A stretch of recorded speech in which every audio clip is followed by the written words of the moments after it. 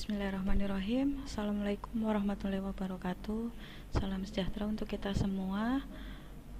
Baik teman-teman, pada kesempatan kali ini alhamdulillah kita sudah sampai di awal semester Gasal ya, tahun ajaran 2020-2021.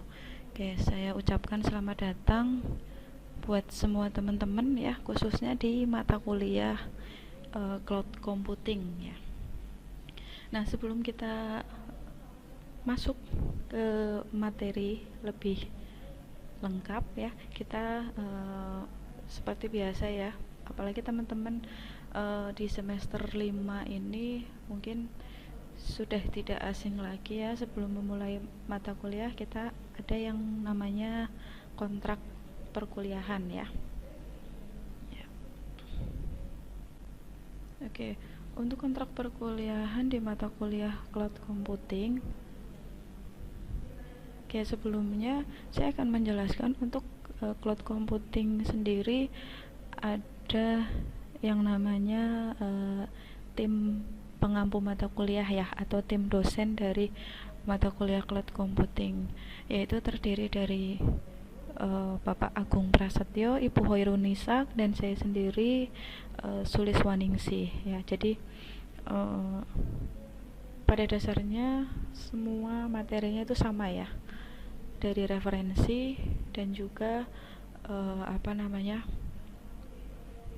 referensi maupun kontrak perkuliahannya ya. Kalau nanti ada kebijakan dari masing-masing dosen, mungkin saja itu bisa saja terjadi ya. Jadi nanti ini setidaknya menjadi gambaran umum ya.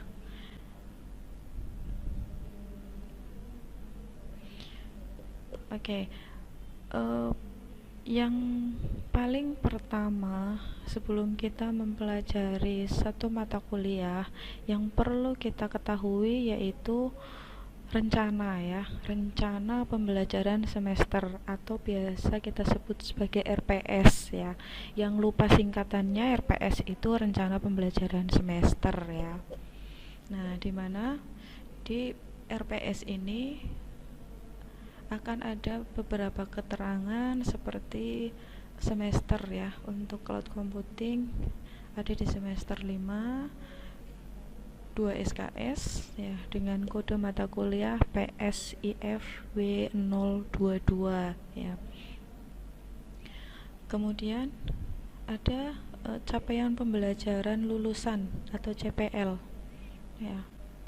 Ada dua, yaitu capaian pembelajaran keterampilan khusus, yaitu mahasiswa mampu mengaplikasikan penggunaan teknologi informasi dan komunikasi atau TIK untuk mendukung pelaksanaan tugas dan peranannya.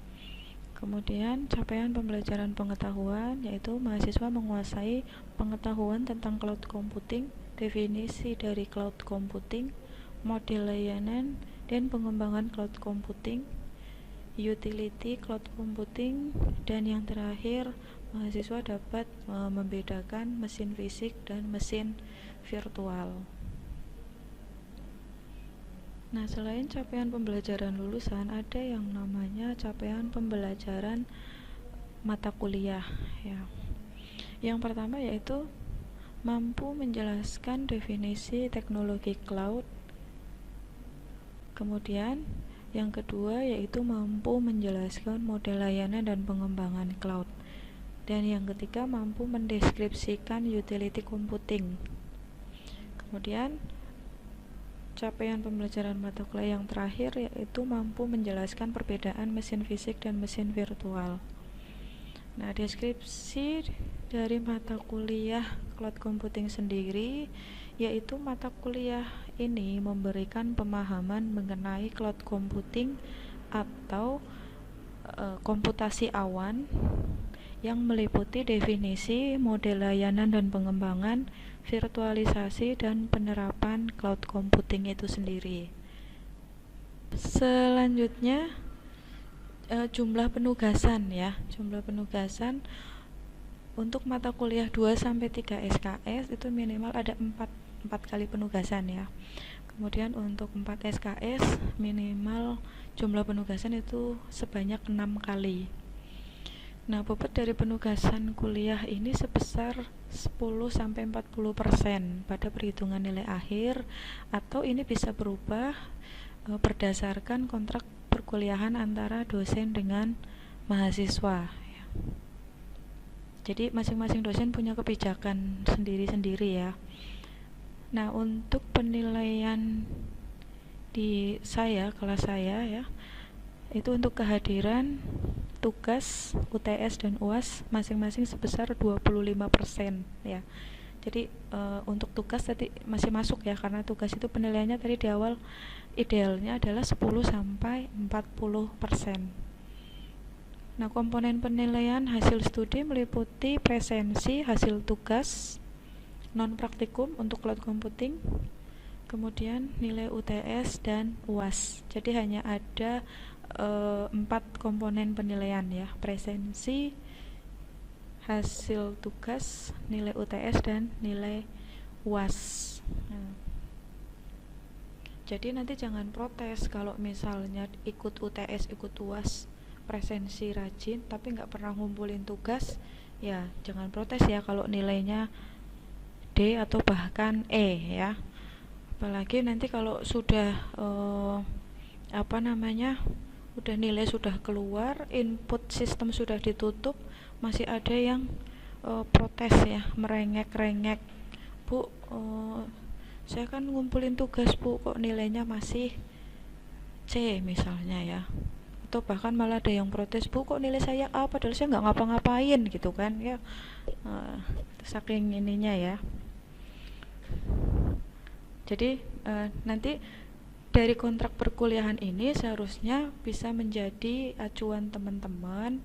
Teman-teman harus seperti apa supaya lulus di mata kuliah tersebut ya. Jadi kalau saya pribadi itu tidak menuntut harus nilainya 100%, tidak ya. Nah, makanya dengan kontrak perkuliahan ini teman-teman bisa istilahnya merencanakan, nanti saya harus minimal nilainya sekian untuk cloud computing. Nah, untuk mencapai nilai tersebut kira-kira saya harus ngapain aja nih? Ya tugasnya dikumpulkan, UTS UAS ya tetap harus ikut, nggak cuman hadir saja gitu. Nah, kemudian untuk kriteria penilaian untuk rentang nilai angka ya, ya seperti yang kita ketahui, setelah Amikum bertransformasi menjadi universitas, untuk penilaian juga sudah ada perubahan ya. Jadi nilainya tidak hanya A, B, C, D, E, tetapi ada nilai A, B+, B, C+, C, D, dan E ya, dengan rentang nilai masing-masing bisa dilihat di layar ya. Oke teman-teman, itu tadi mengenai kontrak perkuliahan ya di cloud computing. Nah, sebelum masuk ke materi, saya akan memutarkan satu video ya. Mudah-mudahan video ini bisa memberikan gambaran secara umum kepada teman-teman apa sih itu cloud computing ya. Cloud computing atau komputasi awan merupakan kombinasi pemanfaatan teknologi komputer dengan pengembangan berbasis internet. Sebutan cloud sendiri ini merupakan sebuah istilah yang diberikan pada teknologi jaringan internet. Pada teknologi komputasi berbasis awan, semua data berada dan disimpan di server internet. Begitu juga dengan aplikasi ataupun software yang pada umumnya dibutuhkan pengguna, semuanya berada di komputer server. Sehingga kita tidak perlu melakukan instalasi pada server. Tetapi pengguna harus terhubung ke internet untuk bisa mengakses dan menjalankan aplikasi yang berada di server tersebut. Pengguna bisa saja hanya menyediakan sebuah komputer dan perangkat jaringan internet untuk bisa terhubung ke server internet dan menyimpan data di komputer server tanpa harus menyediakan hard disk yang berkapasitas besar pada komputernya sendiri untuk menyimpan datanya. Begitu juga dengan program aplikasi seperti Microsoft Office, Excel, dan lainnya. Pengguna bisa menjalankan aplikasi itu di server internet sehingga tidak perlu repot-repot untuk menginstal aplikasi itu di komputernya sendiri. Hal ini menjadikan kita tidak perlu investasi server berbentuk fisik dan tidak perlu maintain hardware server. Berdasarkan jenis layanannya, cloud computing dibagi menjadi sebagai berikut. Pertama, Software as a Service atau SaaS. Software ini adalah salah satu layanan dari cloud computing di mana kita tinggal memakai software yang telah disediakan. User hanya tahu bahwa perangkat lunak bisa berjalan dan bisa digunakan dengan baik. Kedua, Platform as a Service atau PaaS. Platform ini adalah layanan dari cloud computing kalau kita analogikan di mana kita menyewa rumah berikut lingkungannya seperti sistem operasi, network, database engine, framework aplikasi untuk menjalankan aplikasi yang kita buat. Ketiga, Infrastructure as a Service atau IaaS. Ini merupakan layanan dari cloud computing di mana kita bisa menyewa infrastruktur IT seperti komputasi, storage, memori, dan network. Kita bisa definisikan berapa besarnya unit komputasi, penyimpanan data, memori, bandwidth, dan konfigurasi lainnya. Baik teman-teman, materi selanjutnya untuk pertemuan pertama pada pengantar cloud computing ya, atau mata kuliah cloud computing, yaitu pendahuluan ya. Nah, adapun outline materi pada hari ini yaitu yang pertama tadi pendahuluan, kemudian definisi cloud computing, cara kerja sistem cloud computing, manfaat cloud computing, karakteristik cloud computing, dan yang terakhir kelemahan cloud computing ya.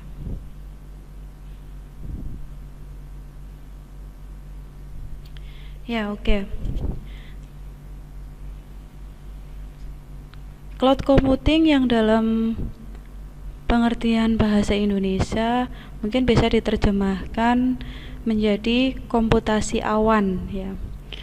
Dimana cloud computing ini dalam beberapa tahun terakhir ini telah menjadi hot issue ya, atau isu hangat di dunia teknologi informasi ya, atau IT atau information technology, di mana seluruh nama besar seperti IBM, Microsoft, Google, dan Apple itu sangat berlomba-lomba ya, atau istilahnya sedang terlibat dalam peperangan ya, peperangan berlomba-lomba untuk menjadi penguasa terbesar terhadap awan ini ya, atau terhadap cloud. Nah, tentu saja masing-masing dari nama-nama besar tersebut ya, mereka tidak mau kalah ya, masing-masing mengeluarkan jurusnya sendiri-sendiri ya, seperti misalnya IBM ya. IBM mengeluarkan pada akhir tahun 2009 ya, mengeluarkan Lotus Live ya, layanan kolaborasi berbasis cloud ya. Kemudian Microsoft juga tidak mau kalah ya, dia menggadang Windows Azure ya sebagai sistem operasi berbasis cloud yang digadang-gadang akan menjadi masa depan dari operating system Windows ya. Nah, kemudian dari Apple juga mengeluarkan atau sudah menyediakan layanan MobileMe ya, yang memungkinkan pengguna produk Macintosh atau Mac untuk melakukan sinkronisasi data ke dalam cloud. Nah, sementara Google sendiri yang disebut juga sebagai raksasa ya, Google ini raksasa yang lahir di era internet ya, sudah sejak lama memberikan suatu layanan yang kita kenal dengan nama Google Docs ya. Dengan layanan Google Docs ini memungkinkan user atau pengguna dapat membuat dokumen atau dapat bekerja dengan spreadsheet secara online ya, tanpa perlu menginstal software di PC atau notebook kita ya. Nah, kemudian bahkan Google juga meluncurkan sistem operasinya, yang sistem operasi tersebut menjadi alternatif dari sistem operasi yang sudah ada ya. Nah, tentu saja hal ini bisa saja menjadi ancaman serius bagi penyedia sistem operasi lainnya ya. Nah,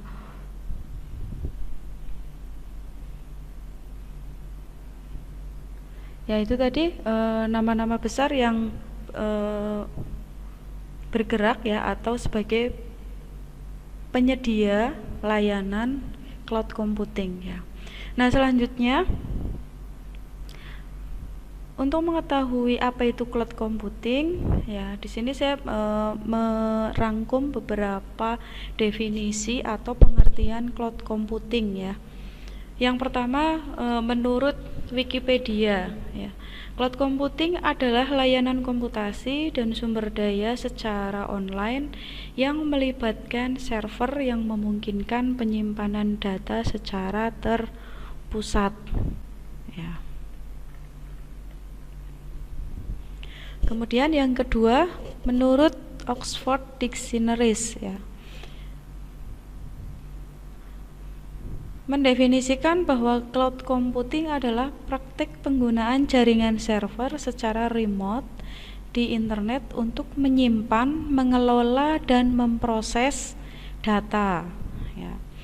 Dan yang ketiga menurut NIST atau NIST atau singkatan dari National Institute of Standards and Technology ya, mendefinisikan bahwa cloud computing adalah sebuah model yang memungkinkan penggunaan sumber daya yaitu seperti server, jaringan, storage atau penyimpanan, aplikasi, layanan, dan lain-lain secara bersama-sama yang dapat dikonfigurasi dengan mudah dan meminimalisir interaksi dengan penyedia layanan atau provider. Nah, dari ketiga definisi sebelumnya ya banyak berbagai sumber ya yang mendefinisikan apa itu cloud computing, tetapi secara prinsip sama ya. Jadi dapat disimpulkan bahwa cloud computing adalah layanan sumber daya komputasi ya, baik perangkat keras, sistem operasi, aplikasi, media penyimpanan maupun jaringan melalui jaringan baik intranet maupun internet yang melibatkan sejumlah server dan dapat digunakan bersama-sama ya. Dalam hal ini digunakan sebagai sumber daya.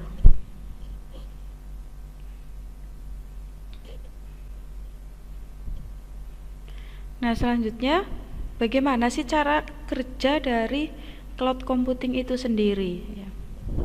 Ya, tentu saja di sini cloud computing ini harus atau diperlukan sebuah internet ya, jaringan internet. Sistem cloud bekerja menggunakan internet sebagai server dalam mengolah data.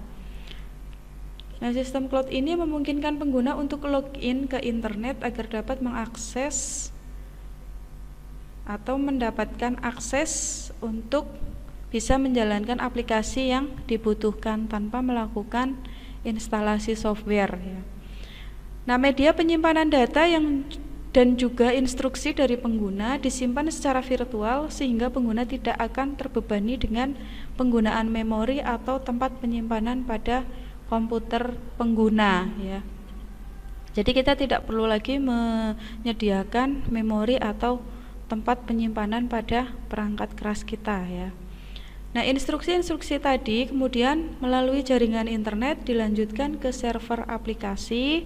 Setelah instruksi diterima di server aplikasi, maka data akan diproses yang akhirnya pengguna akan disajikan dengan halaman yang telah diperbaharui sesuai dengan instruksi yang diterima sebelumnya.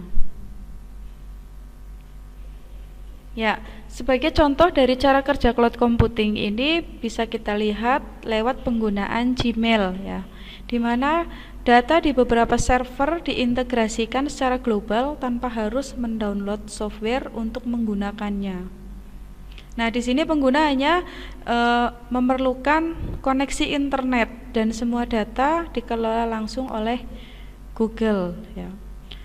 Semua instruksi akan terintegrasi secara langsung melalui sistem cloud menggunakan komputer yang terhubung ke internet ya.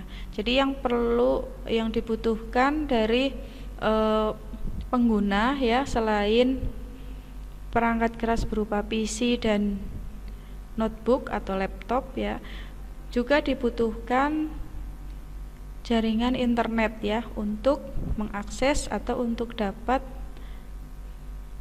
mendapatkan akses ke cloud computing ya.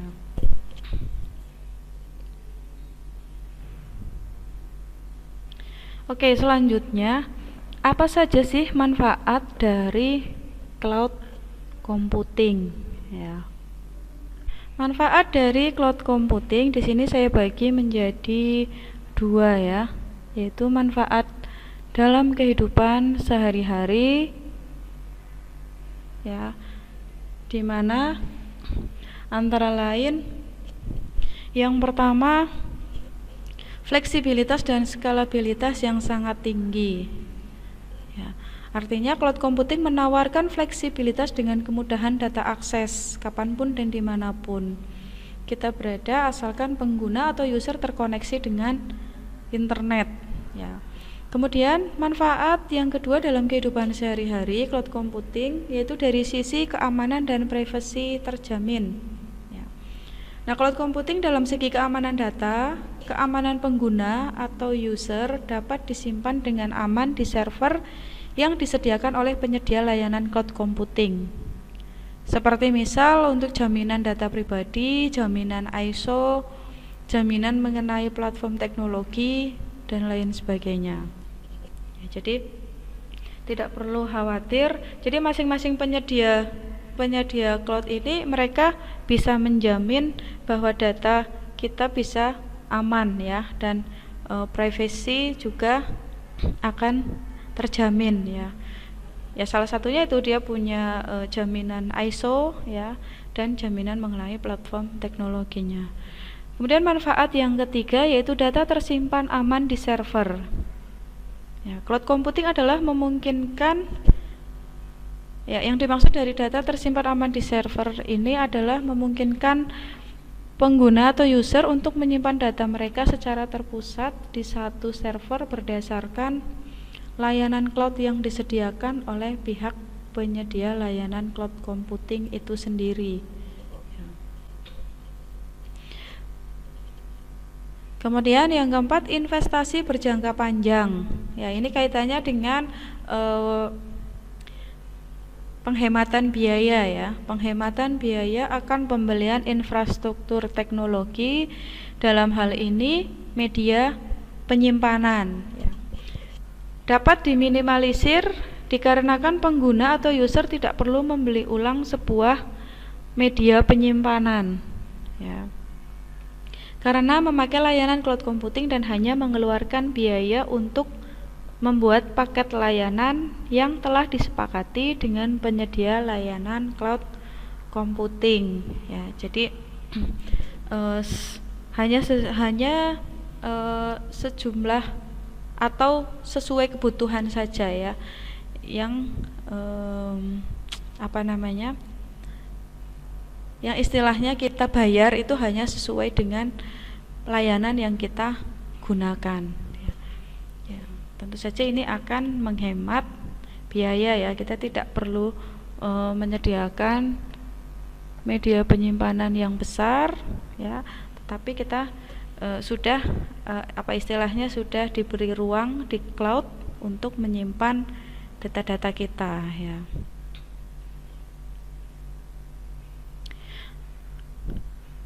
Nah, kemudian Wikipedia sendiri merangkumkan beberapa manfaat penggunaan cloud. Ya, menurut Wikipedia, manfaat cloud computing yang pertama yaitu skalabilitas. Yaitu dengan cloud computing pengguna bisa menambah kapasitas penyimpanan data tanpa harus membeli peralatan tambahan, misalnya hard disk ya. Jadi pengguna cukup menambah kapasitas yang disediakan oleh penyedia layanan cloud computing ya. Jadi misalnya awalnya kita hanya menyewa 5 GB ternyata masih kurang, nah kita bisa secara secara fleksibel kita bisa menambahkan kapasitas ruang penyimpanan di cloud ya.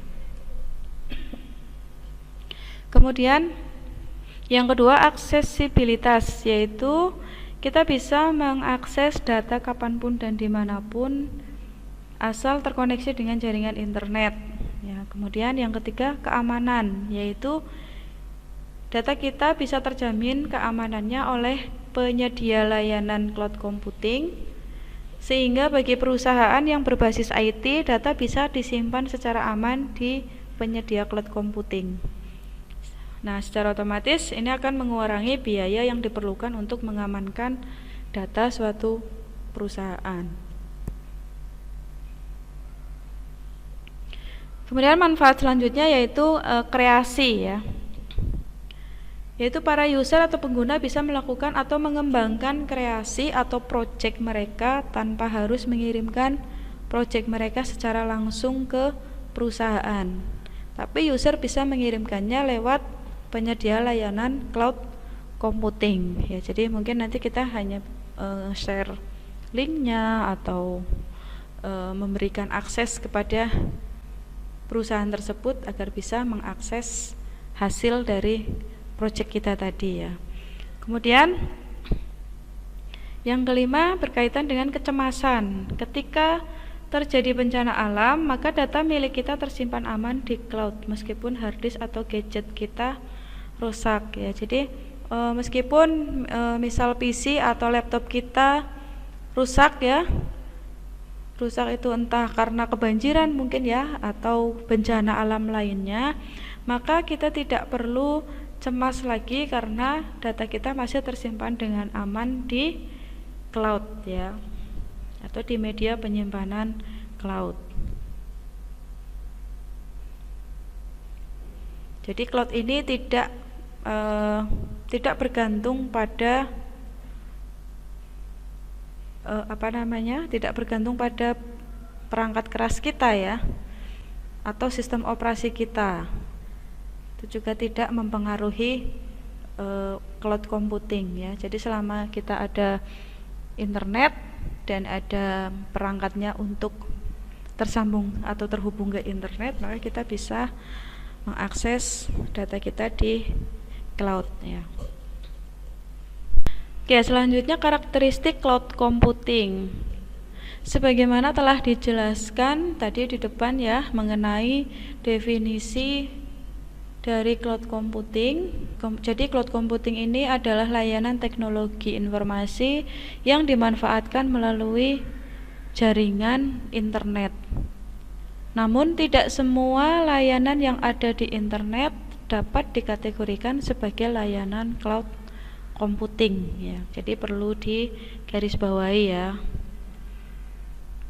Oke, karakteristik cloud computing ada 5, yaitu on-demand self-service, broad network access, resource pooling, rapid elasticity, dan measured service. Menurut NIST ada 5 karakter cloud computing supaya sebuah sistem dapat disebut sebagai cloud computing. Nah, jadi sistem yang seperti apa sih yang bisa dikategorikan sebagai cloud computing? Nah, ini menurut NIST ada 5 karakteristik cloud computing ya. Yang pertama, broad network access ya. Akses jaringan yang luas dan bisa diakses oleh berbagai jenis perangkat, baik smartphone, tablet, laptop, PC, dan lain sebagainya. Nah, sebagai contoh, broad network access ini contohnya Facebook Mobile ya, memungkinkan kita untuk mengakses layanan Facebook melalui handphone, smartphone, atau tablet dimanapun kita berada ya. Kemudian yang kedua karakternya yaitu resource pooling ya, yaitu sumber daya komputasi dari penyedia cloud harus memenuhi banyak pelanggan dan bersifat dinamis tergantung kebutuhan pelanggannya, sebagai contoh di sini saya contohkan Google ya. Di mana Google menyediakan ratusan ribu server yang tersebar di penjuru dunia sehingga dapat melayani jutaan penggunanya. Ya, resource pooling. Ya, jadi dia harus sumber daya komputasinya dari kalau teman-teman mau sebagai penyedia cloud di sini sumber daya komputasinya harus dapat menampung atau memenuhi banyak pelanggan ya, dan bersifat dinamis tergantung kebutuhan pelanggannya. Nah, kebutuhan pelanggan ini kan masing-masing berbeda ya. Antara misal mahasiswa dengan pelanggan atau pelanggan yang bekerja secara profesional misalnya, dia pasti akan membutuhkan lebih banyak atau spek yang lebih tinggi dibanding mungkin untuk pengguna-pengguna biasa ya, seperti siswa misalnya. Siswa itu mungkin hanya mengakses spreadsheet, pengolah kata ya, mungkin masih yang tidak menggunakan cloud computing pun masih bisa tercover ya.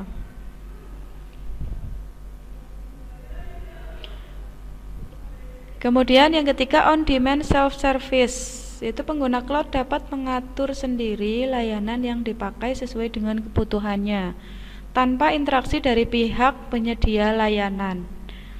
Sebagai contoh, menggunakan Gmail ya, kita bisa menyimpan, memindahkan, menghapus email tanpa campur tangan dari penyedia cloud ya.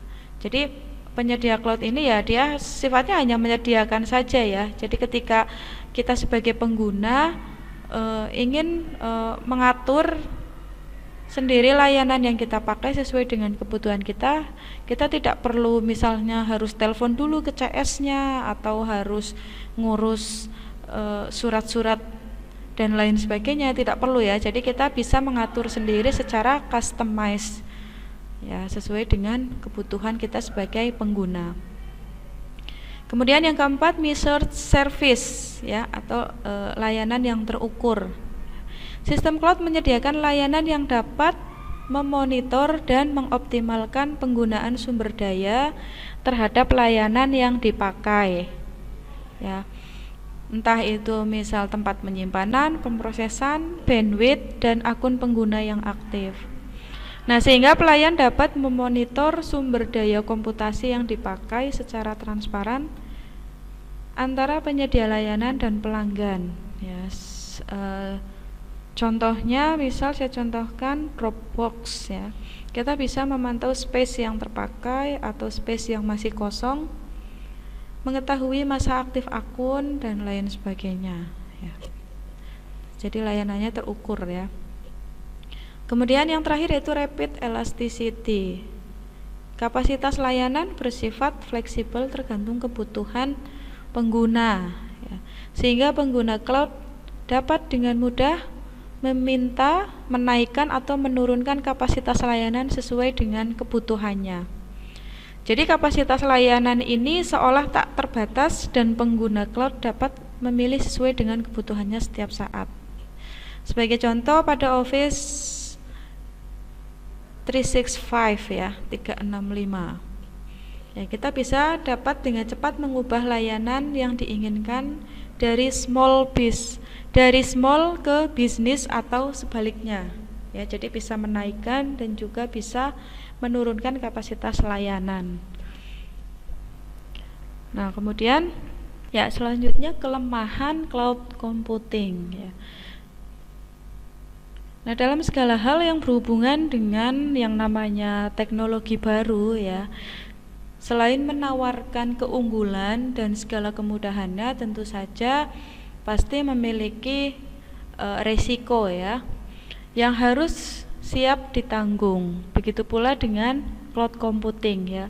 Di samping cloud computing memiliki segala keunggulan dan kemudahan ya, yang tadi sudah disebutkan di depan. Nah, teknologi cloud computing sendiri tetap memiliki kelemahan yang paling mendasar ya, yang paling utama ya. Karena tadi cloud computing sendiri dia dibutuhkan koneksi internet ya. Jadi secara otomatis kelemahannya di sini tergantung pada koneksi internet ya. Nah, karena internet sendiri memiliki peran yang penting atas berlangsungnya kerja dari cloud computing tersebut. Apabila koneksi internet mati, maka cloud secara otomatis tidak bisa dijalankan dan kita juga tidak bisa mengakses data kita yang ada di cloud ya. Kemudian yang kedua, data rawan hilang. Ya, di sini maksudnya kurang aman karena data pengguna atau user ditempatkan pada hosting yang digunakan bersama-sama dengan pengguna lainnya, sehingga mungkin akan beresiko atau rawan dari perbuatan hacker ya, sehingga data mudah diretas. Kemudian yang ketiga kelemahannya yaitu kurangnya pemahaman user. Banyak sekali yang belum mengetahui teknologi cloud computing karena minimnya pelatihan atau mungkin seminar IT yang membahas tentang cloud computing ya. Terutama di Indonesia sendiri ya, mungkin ini masih merupakan hal yang tabu ya untuk menggunakan cloud computing ya. Jadi di Indonesia sendiri itu masih sebatas atau pemanfaatan internet itu masih sebatas sebagai hiburan semata ya. Jadi kurang atau belum begitu dimanfaatkan untuk